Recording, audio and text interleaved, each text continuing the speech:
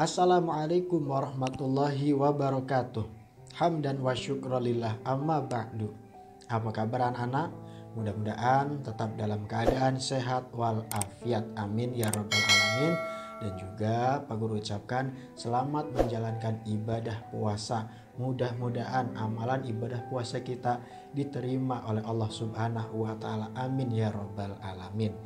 Baik anak-anak dimanapun berada, tetap pada pembelajaran kali ini, yaitu pada mata pelajaran sejarah kebudayaan Islam. Agar dipersiapkan buku paketnya, kalau sudah dipersiapkan silahkan dibuka pada halaman 114. Diulangi, buku paket sejarah kebudayaan Islam pada halaman 114. Kalau sudah dibuka, mari kita bersama-sama awali pembelajaran kali ini dengan bersama-sama mengucapkan kalimat basmalah. Bismillahirrahmanirrahim. Baik anak-anak, diperhatikan di sini yang poin D, Pak Guru melanjutkan karena ada beberapa materi yang akan Pak Guru tuntaskan ya. Yang bagian D, awan menaungi perjalanannya. Perjalanan siapa? Perjalanan Nabi Muhammad beserta rombongannya. Nah, diceritakan di dalam perjalanan ke Syam, tatkala sampai di suatu tempat yang bernama Busra, rombongannya itu bertemu dengan seorang pendeta Nasrani yang bernama Buhairah. Nah, mereka selalu makan bersama Nabi Muhammad SAW. Abu Thalib sangat menyayangi kepada Nabi Muhammad SAW, lebih menyayangi anaknya sendiri. Jadi rombongan Nabi Muhammad ketika perjalanan menuju ke negeri Syam, ya, tiba-tiba di salah satu tempat Busra tersebut, rombongan Nabi Muhammad beserta pamannya itu bertemu dengan salah seorang pendeta Nasrani yang bernama Buhairah. Dilanjut, pendeta Buhairah terheran-heran melihat sebuah kafilah dagang yang datang dari Mekah. Kafilah ini sudah sering lewat, tapi kali ini tidak seperti biasanya. Di atas mereka ada awan yang menaungi perjalanan mereka.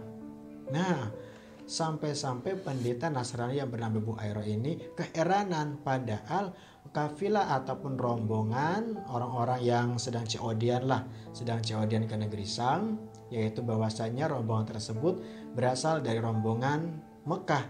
Nah, tidak seperti biasanya rombongan dari Mekah ini ada sedikit keistimewaan ataupun sangat terheran-heran bagi pendeta Nasrani tersebut. Bingung, ada apa ini, kok tiba-tiba aneh. Ternyata rombongan tersebut ada awan yang menaungi ataupun mengikuti rombongan yang berasal dari Mekah tersebut. Dilanjut, di atas mereka ada awan yang menaungi perjalanan mereka. Ketika mereka berhenti di bawah sebuah pohon, awan itu pun berhenti. Nah, ketika rombongan Nabi Muhammad SAW hendak beristirahat di sebuah pohon, tiba-tiba awan yang mengikuti tersebut berhenti juga. Nah, akhirnya pendeta ini memandangi rombongan ini seakan mencari sesuatu dari mereka. Dia mendekat lalu memegang tangan Nabi Muhammad SAW yang masih anak-anak sambil berkata, "Ini adalah pemimpin dunia dan Rasul Tuhan semesta alam. Allah mengutusnya sebagai rahmat bagi alam semesta." Pendeta Nasrani tersebut menghampiri dan mendatangi rombongan dari Mekah tersebut, lalu meneliti satu persatu orang tersebut. Ternyata adalah ataupun tertujulah matanya ataupun pandangannya ke salah seorang anak kecil. Nah, pada dasarnya anak kecil itu adalah Nabi Muhammad SAW. Peganglah tangannya. Ketika pasti pegang, terasa sekali ada tanda-tanda kenabian di dalam diri Nabi Muhammad SAW. Pada awalnya Nabi Muhammad SAW tidak masuk ke rumah pendeta itu. Sebagai anak kecil, dia menunggu barang dagangannya. Setelah pendeta tidak menemukan yang dicarinya, maka bertanyalah dia kepada Abu Thalib, "Adakah di antara tuan-tuan yang belum datang kemari? Saya ini akan menjamu semuanya." Nah, sampai-sampai seseorang yang dicarinya itu tidak ada. Nabi Muhammad yang tadinya ikut beserta rombongan dagang disuruh mampir ke dalam rumah pendeta tersebut. Tiba-tiba anak tersebut tidak ikut masuk. Akhirnya bertanya-tanya, siapa di antara rombongan kalian yang masih berada di luar?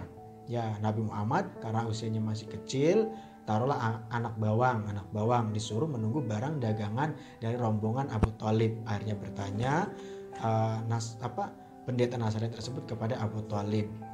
Akhirnya Abu Thalib bingung, siapa ya?